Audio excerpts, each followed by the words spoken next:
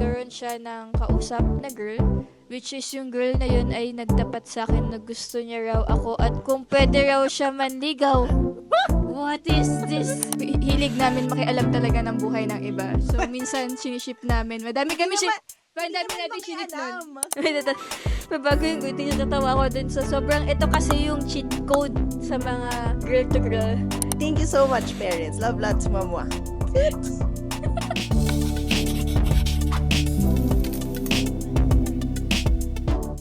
Pat City.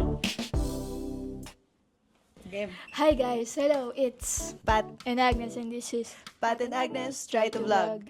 Today, magta-try tayo ng bagong vlog series introducing Hi Patness. Ngayon lang namin din-decide yung final working title nito. Kung may gusto kayong ibang title while watching this video, comment down below. Pero like a few days ago, si Pat nag-asya ng mga stories from you guys na we can read and pwede kaming hindi ko alam, mangialam. Makichismis. Ay, Joke lang. so namin malaman kung kumusta ba kayo. So, Okay, sige, start tayo. Sabi ko dun sa Google form, ililink ko sa bio. Link in bio. Ililink ko dun sa baba, sa description. Sige, kung gusto nyo anonymous, sige, pwede naman, i-tick nyo na lang yung anonymous box. Lahat sila gusto nila anonymous. So, wala Okay. tayong i-reveal na pangalan dito. sige, wala. Okay, Wala talaga. sige. Galing kay Anonymous number 1. Si law student and med Kasi student. si med girl tsaka si Hi parents! I want to share about my current experience by having a healthy relationship with my girlfriend. We're both 17 years old, she's in college, med program niya, and I'm a senior high school student taking law. Nox. There's this girl from an app na nakaklose ko because of some party doon sa app na yon. Tapos, I messaged her po sa IG to say goodnight without any intention na maging girlfriend siya. After a week of talking, I tried to take the risk na po to ask her permission if I can court her. She answered yes, and I became the happiest girl that day. Nax. I'm planning to go sa Iloilo where she's staying for college for our 3rd monthsary next month. Writing this story without knowing that today's our monthsary, but that's okay. Kalimutan niya. Back to the story po. I wanna go there so bad, and di ko po nasasabi sa parents ko about sa pagpunta ko doon cause Bacolod ang hometown ko and malayo pa rin yun sa amin kahit umuwi ako doon. I'm currently living here sa QC. We both love Ben and Ben. That's why every time I hear the song Paninindigan Kita, Araw-Araw, and Bibingka, those 3 songs reminds me of her. I do love her so much, parents. Umabot na po sa point na I can sacrifice everything for her. Thank you so much, parents. Love lots, mamwa. Cute! Bakit? Sobrang it falls doon sa stereotype ng mga, mga women love women type na parang, 3 months pa lang sila pero willing na siya i-sacrifice. Alam mo yung ganong joke na parang, we just started dating, tapos a week after, we're already moving in together. Pero sobrang cute. Sobrang cute.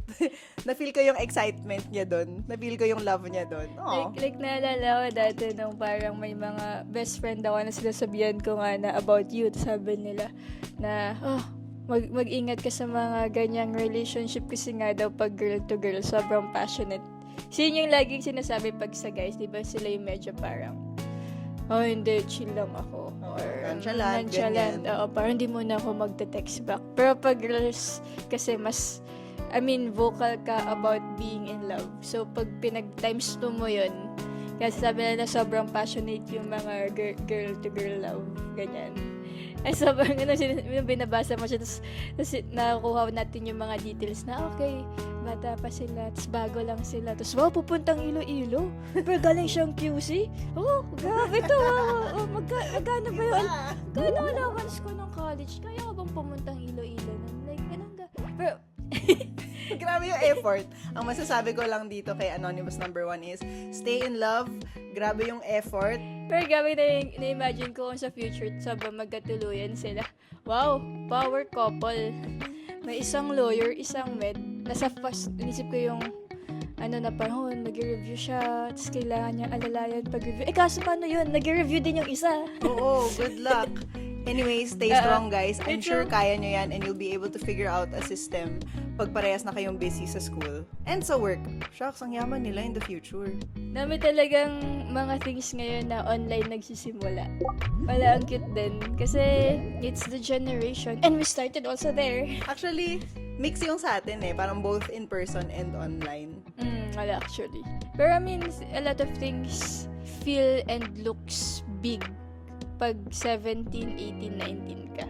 I mean, ganun yung mood niya eh. Like, gets ko yung parang Gets willing naman. kang lumipat ng Iloilo or like, kung nag-iisip ka din, probably lumipat ng school, mga ganyan yan na parang big life decisions. Gusto ko lang sabihin kay law student na the best way you can take care of your special other ay to take care of yourself first.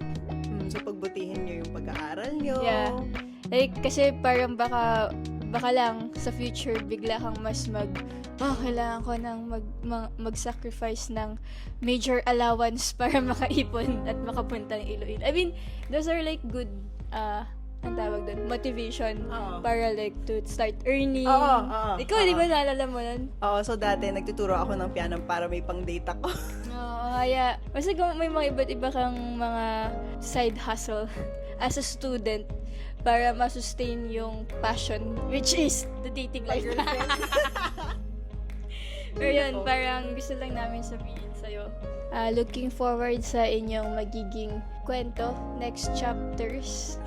Sana matuloy ka sa Iloilo. So feeling ko meron na siyang pamasahe. Kasi paalam na lang yung kulang. Di ba?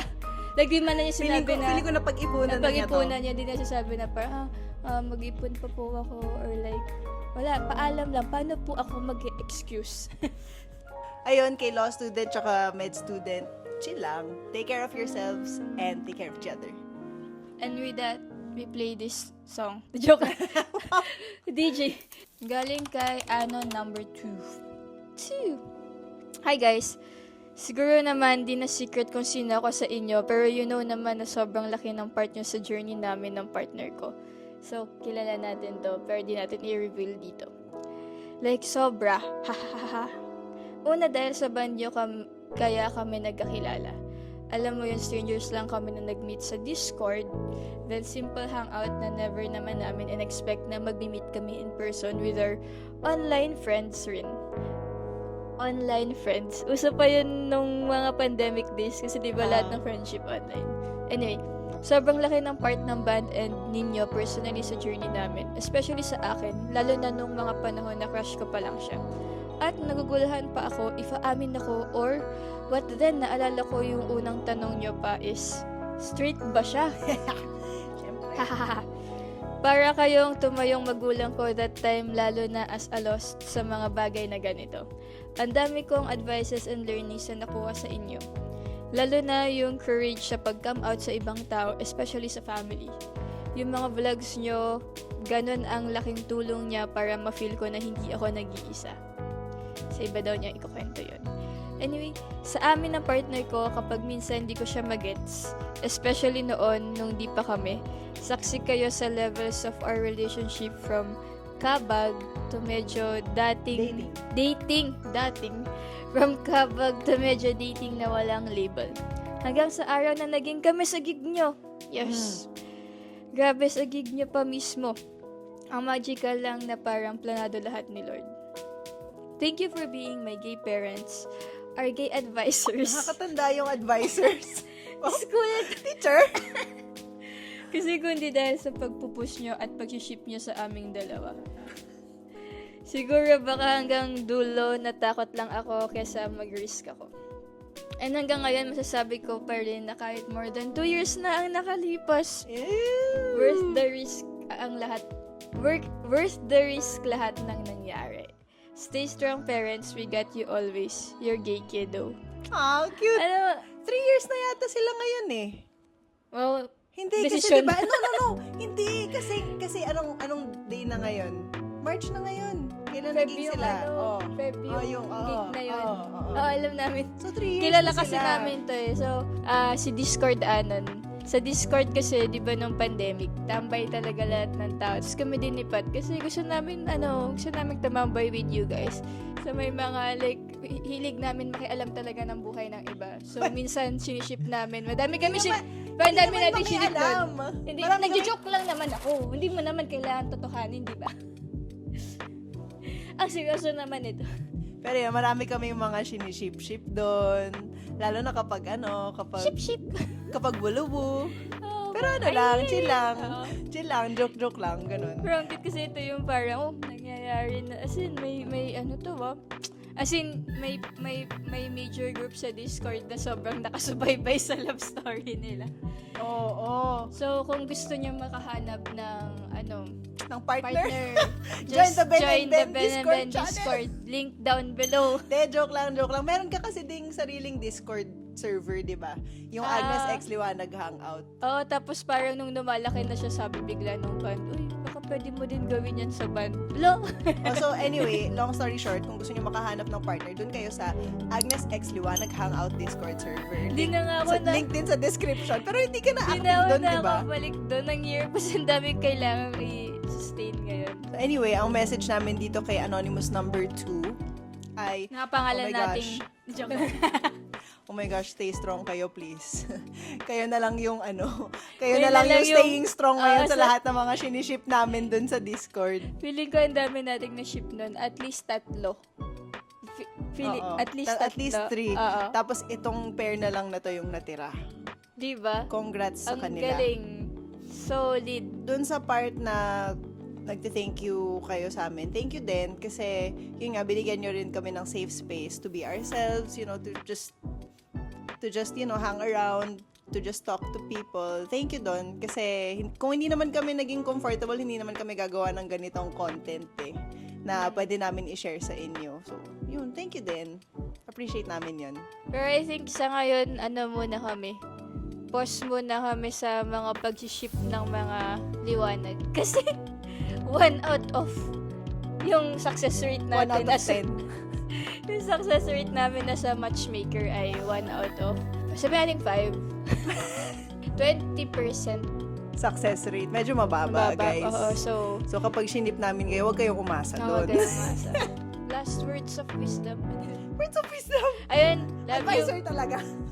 Love you nga, anon to. Love you, guys. Anonymous number 4. My story is nung time po na nag-decide ako magpaligaw. Huhu. I've been telling to myself before na baka di ko pa nakakasalubong or nakasabay sa daan yung para sa akin kaya hindi pa ako nagpapaligaw. Nung time po na pumunta kami ng Liwanag House, that is the time na nagsabi sa akin si Boy na maniligaw na siya at sobrang saya ko kasi kayo yung nasa harap ko that time habang binubulong niya sa akin na officially manliligaw na siya. After that, nagkaroon kami ng time sa isa't isa pero nawalan ako ng time sa friends ko. Hindi ko na nasabi yon sa kanya na nagtatampo rin friends ko kasi madalas si Boy na lang kasama ko. Sinamahan niya ako sa mga gusto ko pero di ko na-feel na gusto niya yung ginagawa namin. Hanggang sa yung gusto niya na lang ang nagagawa namin kasi parang naramdaman ko na ang selfish ko kasi gusto ko lang yung nagagawa namin. So, Gets, she gets. likes, yeah. Gets. Na-drain ako, na-burn out hanggang sa ayoko na lang. Nagkaroon siya ng kausap na girl, which is yung girl na yun ay nagtapat sa akin na gusto niya raw ako at kung pwede raw siya manligaw. What is this? Okay. Ano nangyayari? Okay. Hanggang sa naging bukang bibig niya na yung girl doon. Wait, hindi pa din ako makaget over doon sa sinabi niya. Pero, kasi medyo parenthesis pa siya, like di pa siya part ng kwento. But okay, wait. Hanggang sa nagiging bukang bibig na niya yung girl, doon ako nag-connect the dots. Tapos parang habang nag-uusap kaming dalawa, nililigawan niya na rin yung girl. Ay, nagsabay Girl. na siya. Okay. Ang ending, naiwan ako sa area. Ang dinahilanan ni Boy ay nawalan daw ako ng time at puro kaibigan na lang ang sinasamahan ko kahit ang totoo ay wala akong kinikita kundi ang sarili ko. Kasi tinatanong ko kung ganun ba talaga pag pumayag ka na magpaligaw. Sila na nung girl after 3 days na nagsabi siya sa aking he'll stop courting me. Mahal ko kayo, mga moms, kahit di niya mabasa ang story ko kasi ang gulo ko magkwento. Update sa'yo, Anonymous number 4, nabasa namin. Nandito na sa vlog. Oh, at Diyos ko, gulong-gulo ako dito sa parenthesis part. Teka, basahin ko lang ulit. Which is yung girl na yon is nagtapat sa akin na gusto niya raw ako at kung pwede raw siya manligaw. So, yung naniligaw sa kanya na lalaki, So, ito si girl. okay. Nanliligaw sa kanya. Tapos, si boy. Si boy ay may isa pang girl na nililigawan. At si girl na yon nagsabi din na gusto din siya. Wow! Love But, triangle. after 3 days, sa sinabi yan na hindi na sila okay man silang dalawa, naging sila. Meron akong comment dito binookmark ko siya sa utak ko. After that, nagkaroon kami ng time sa isa't isa pero nawalan ako ng time sa friends ko. Red Boom. flag. Kung anong mga Oo, nangyayari. normal naman yan sa relationship, di ba? Na kapag kunwari naging kayo, mawawalan ka ng time sa friends mo. Mababawasan yung time sa friends mo kasi yung extra time that you used to have na binigay mo sa kanila, mabibigay mo na siya sa ibang bagay, sa ibang tao, ganyan. Normal lang naman yun. Nagiging masama lang siya kapag sobrang hindi ka na talaga nakikita ng friends mo. Na-experience ko yun Yung ako yung wala sa friend group. Yung lagi akong wala. Tapos nagtatampo sila sa akin. Na-experience ko yun. So parang, speaking from experience, guys, kailangan nyo siyang balansihin. Kasi your friends know you before naging kayo nung partner mo. I think, kailangan mo din, pag ganyan, yung pwede mong ipag-merge yung worlds. Like, ipamit mo yung friends mo dun sa, lalo na to, nagde-date pa naman sila. Kung in love ka kasi dun someone, pwede din di mo nakikita parang may rose-colored eyes ka. Ang tawag doon? Glasses. Rose-colored glasses. Rose-colored eyes. Ay, hindi pala yun. Sore Sabog eyes. pala yun. Grabe ka sa sabog. Ako nga, sore eyes nga lang ako Sabi din niya nung after 3 days, naging sila na nung girl. I think okay lang pala ng lahat ng nangyayari. I mean, it's to your favor, anon for. Kasi ibig sabihin, hindi ka talaga gusto ng guy. Or like, tapos ito may isa pang girl na may sabi na tapos biglang sila na. After magsabi na gusto din manligaw sa'yo. Medyo malabo. Yeah, kasi honestly, tingin ko number 4. Ikaw yung panalo dito kasi you dodged 2 bullets. Yeah. 2 in 1. Grabe, iba ang swerte mo. birds. Number 4. With 1 stone. Feeling ko if you were able to hang out with your friends more often with yung guy na dinedate mo, meron akong feeling na baka nakita nila yung red flag na yon. Kasi sometimes yung friends mo rin nga talaga, tulad nga ng sabi ni Agnes, yung nakakakita ng mga red flags. Sila yung nakakakita ng mga, ng mga good things and the bad things. Okay. And for sure, sasabihin nila yon sa'yo kapag meron silang na-feel na parang may off, ganyan. Congrats. Yun yung masabi ko. Oo, actually, swerte ka doon.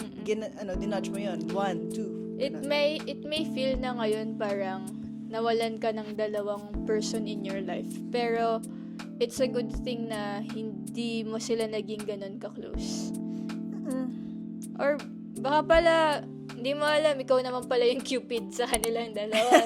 Pwede din naman in another light na sila talaga pala parang meant to be na magkakilala kayo at maging ganun yung relationship yung tatlo para makita nila yung isa't isa. So, dapat pala mag-thank you silang dalawa sa'yo. So, dapat kanila ilibre. Anyway, congrats sa'yo. And excited kami sa mga next na kaganapan mo in life dahil feeling ko mas marami ka nang natutunan ngayon sa mga pag-decide kung itong panliligaw ba na to, itong manligaw ba na to ay Para green sa'yo. flag?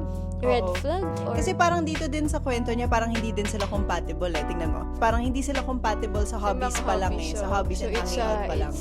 I think kailangan sa mga hobby, siya magpunta. Oo. Hobby club. Para matik meron na kayong one thing in common. Common. Baka dun yun na ma-meet. De, joke lang. Ito na naman tayo sa pagiging matchmaker natin. 20% success rate nga, di ba? Mababa ang Taasan success rate. natin the more that we, like alam mo sa ML, the more that you play, tumataas yung success rate mo. Kahit sobrang daming beses mo rin Ouch. na natatalo. Okay, so welcome to the Pat and Agnes Matchmaking with the segment. 20% win rate. Okay, move on na nga tayo. Sige, number 5. Last question Last na for talaga this to. vlog. Hindi siya question, B. Ay, last message reading for this episode. Galing kay Anonymous number 5. Magandang araw, ates. So, magsisimula pa ako from the very start. Year 2021. I have this one friend who has a crush on me raw, but she's not vocal, so I didn't know also Kaya hindi rin ako aware. Mhm. Until one day, we kept on communicating. Everyday na talaga siya hanggang sa nagsasabihan na kami ng mga whereabouts. Month of April, she courted me and sinagot ko rin naman po siya weeks after our courting stage. Ang sa akin po kasi, sagutin ko na at in relationship kami while getting to know each other deeper. Okay. So, saka pa lang sila nag-getting to know nung naging sila. Dating na, Nung naging sila na. Okay. Plus, magkalapit lang po kasi ang bahay namin. Kaya madaling mapuntahan. Alam niyo po, yung hindi naman ako kinakabahan kasi girl siya. Kaya anytime pwede siya sa bahay. And also, they know na she's my friend lang. Hindi nila alam na we're lovers na pala. Hey, I noticed my family na they're comfortable with her na rin. And I think they know na in a relationship kami. But they're not vocal. Nasasabihin nilang kayo ba? Magjowa ba kayo? Napansin na lang po nila na palagi kaming magkasama, kaya nahahalata rin. Tapos kasama po namin siya sa mga gala, kaya alam niyo po yun. Mas naging close siya sa family ko at the same time, na-open ko rin yung thoughts na, tanggap ako kahit girlfriend ang mayroon ako. Aww. I'm so thankful for my family kasi they're open about it sa ganitong relationship and without judgment na natatanggap. Nagtagal po kami ng 1 year and 8 months. But sadly, month of December 2022, naghiwalay po kami. Kapag po kasi involved ng ibang tao, ibang usapan na po kasi yon at paulit-ulit na nangyayari. And the worst is, involved po ang cheating. Kaya may lamat na po talaga yung relationship namin kahit nagkakaayos naman po kami. Nag-usap naman po kami but the problem is lagi nang usapan yung kapag nagtatalo kami kaya nagiging malala yung away. So nababalik yung old problems. The trauma is there na po kasi kaya mahirap if yung taong yon nakikita mo pa. Hanggang sa minsan na lang po kami mag-uusap and yung spark is wala na kaya we talk and ended our relationship na po. We both know na toxic na po kasi yung relationship namin kaya yun po tinapos na po namin. Pero we're good friends until now kaya yung peg po namin is friends to lovers to friends. The good news now mga ate is I found my partner in crime, understanding and caring. She know all my dramas and on my last relationship kaya she's maingat po about sa mga traumas and such. Bonus po na she is psychology graduate kaya naiintindihan niya po ako and me also naiintindihan ko rin siya. I am in a healthy relationship na po. My family knows her din po. I am so happy. Saya. Na-end yan ng masaya. Oo nga, it's ang cute na siya. Like this bad experience became a good experience kasi biglang friends naman pala sila in the end. Tapos, dahil doon, mas nagamit nga niya yung experience na yun para malaman kung paano ba talaga ang isang good relationship. Galing! Actually, parang naging happy din ako doon. Parang feeling ko na subaybayan ko yung yung dating life niya. From yung girlfriend niya na yon, tapos yung tinanggap sila ng family, tapos nag-cheat, tapos naging hindi na naging sila, hanggang sa naging friends sila, tapos ngayon happy na siya. Grabe, ang daming mga good things about this kwento. Bago yung good things, natatawa ko dun sa sobrang, ito kasi yung cheat code sa mga girl to girl. Pwede mong ipakilala lang na best friend. No questions asked. Ginawa mo yun eh. Yan talaga. Bakit? Hindi mo ginawa? Ginawa ko din diba? yun. Ay nako. Kaya natatawa dito kasi hindi siya kinakabahan magpaalam. Ganyan ba? Tsaka ang cute na yung family niya. Like, comfy sila, comfy sila. As in, ibang pa yun usapan pag sila hindi comfy. She didn't need to come out. Oo. Baka sa kanila din parang they felt na it's better na nakikita din nila yung partner. And hindi siya sinisecret. So, in a way, parang naging good shot siya. Pwede kasing ganun eh. Tapos sumasama rin sa gala, ganun. So, nakikilala din ng family kung ano yung character nung partner niya. Kung sino siya as a person. Nakikilala nila kung mabuting tao ba yung partner ng anak nila, ganun. Pero ito yung mga questions na can you be friends with your ex? Ito yung sumasagot ng yes. Kasi naging friends sila eh. Ang cute kasi I wonder kung sorry. Go ahead. Kasi alam nila na toxic silang dalawa sa relationship. So, mature decision na sabi nila, wag break na tayo. Kasi hindi, as in, dahil nga meron na sabi niya may lamat. laging bumabalik yung old issues pag may bago. Na, ikaw kasi ganito ka dati. So, alam na nila na hindi na nila babalik yung dating trust. Yung same mood pag yung trust may crack, kahit na i-fix mo siya, dahil nga nalaman, alam mo before na may something na, ang hirap nga niya ang hirap niya i-mend. Oo.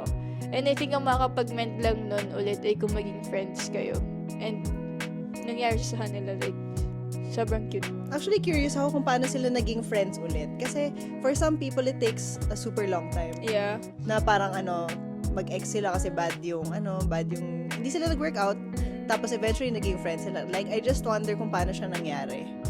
Kasi, hindi naman siya bihira. It's possible, right?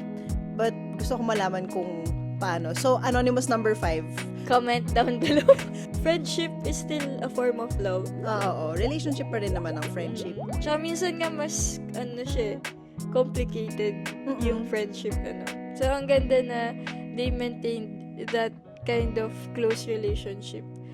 Tapos, ang cute din kasi meron na siya ngayong bagong, May bago na siyang partner. Tapos, gusto ko yung, ito talaga yung mga psychology student and graduates nga dyan. Mag-comment kayo. Ginagawa ba talaga kayong parang psych analysis or like, I think nung bata ka, ganito ka, kaya ganyan yung ugali mo. Di ba mo? Feeling ko totoo yan. Feeling ko totoo to. I know this kasi meron akong ex na psych graduate. They learned about this, di ba? Yung mga, kung sino ka nung bata ka or like yung experiences around your childhood can shape yung ugali mo pagtanda. Parang ganun yung pagkakaintindi ko sa mga psych graduate. Please don't cancel me kung mali yung information na to. Pero yung masaya yan, in a healthy relationship na siya ngayon. Astig. Happy for you, Anan 5. I'm happy for Tsaka you, yung family Anan 5. din niya. Like, love na din yung partner niya. Ang cute. This is a nice way to end this vlog with this really, really nice story. How does it feel reading all these stories? Natuwa ako. Like, I'm very happy na, na nababasa namin to. Thank you for the trust, first and foremost. Sa mga gustong mag-send ng mga stories nila, nasa description box yung Google form. So, just fill that out, fill in your information and stuff. Tapos, yun, malay natin in the next video, pag-usapan natin yung kwento mo or whatever. Only if you're open to it. Siyempre, wala namang pilitan to, right? Siyempre din naman nila, kung open sila pag sinenda nila, di ba? Oo, nakalagay naman, may disclaimer naman doon na basta nag-send ka dito, open ka na mabasa namin to. May ganun. Ikaw? Salamat guys. Ikaw, kamusta yung feeling mo after reading all this? I enjoy this then. As in, same lang sa'yo. Thank you for trusting us to read your stories. And looking forward to reading more stories. And with that, bye guys. Thank you so much. Liwanag. Salamat sa pakikinig. Thank you to our internet anak. I guess, medyo i-hug na rin natin yon. Marami na kasing nagtatawag sa amin nun But yeah, anyway. Generally, thank you. Bye!